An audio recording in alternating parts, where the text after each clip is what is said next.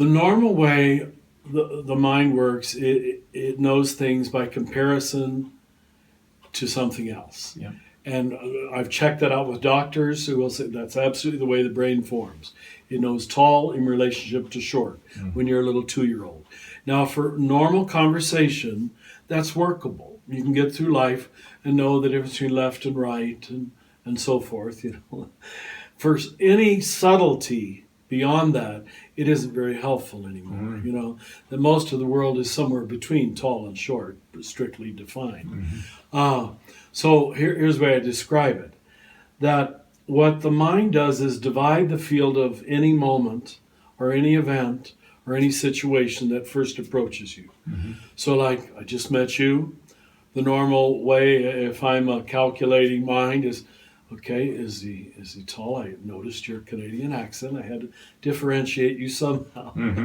Is he American? Is he Canadian? Is he white? Is he something? Is he Christian? I find out all these things, and that allows me to take control of the situation. Now, to slowly practice, stop doing that, and to simply see across the board everything as it is. So when you divide the field of the moment, that part which I'm comfortable with, which I'm already exposed to, which doesn't threaten me, which I understand, really, and this shows the narcissistic way of dualistic thinking, you call that true. Yeah. And that part of a situation which you've never been exposed to, threatens you, is outside your experience, you have no vocabulary for it, whatever, you call it false.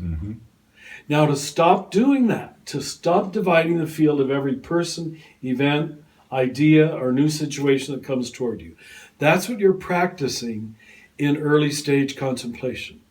That you notice your mental patterns. As one of the priests said last week, Richard, isn't that just mindfulness?